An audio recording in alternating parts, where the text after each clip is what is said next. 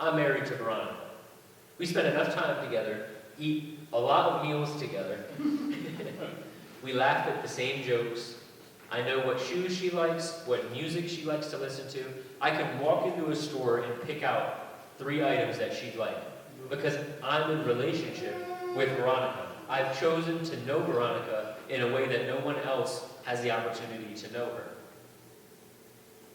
Eventually, when we get into these deep relationships, whether it be marriage or when we're in parenthood or a friendship, when it's a genuine relationship, we eventually start to think in a way that we go about our daily lives thinking about how we can please or serve the person that we're in a relationship with. We end up living our lives saying, how can I serve Veronica in a way that will show that I value our relationship? How can I go the extra mile for her so that she knows that I've been thinking about her? But we don't do that with God because we're not in a deep enough relationship with Him to know what He is looking for.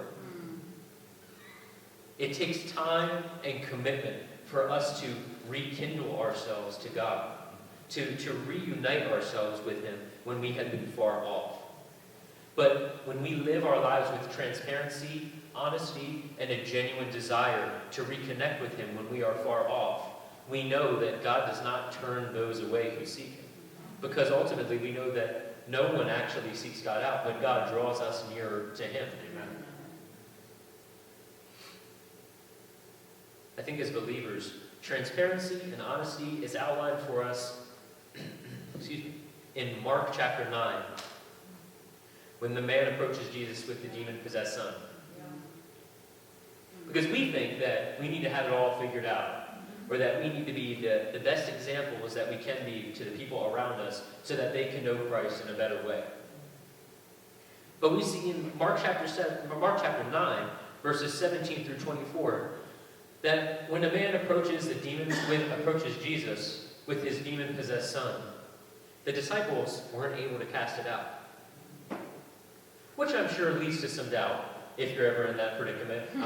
I hope I'm never in that predicament, but when the people that were supposed to fix something, if the plumber comes and can't unclog my sink, then we've got some real issues.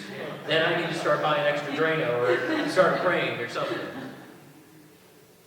Jesus' disciples couldn't cast a demon out of this man's son. But as he begins to talk with Jesus, he ends up uttering the words, well, Jesus asks him if he believes, essentially. And he utters the words, Lord, I believe. Help my unbelief. And then Jesus heals the boy. When we walk in our lives with transparency and honesty, it gives God the necessary room to come and act. Because we are really being authentic by telling him that we're struggling, even though we know who he is.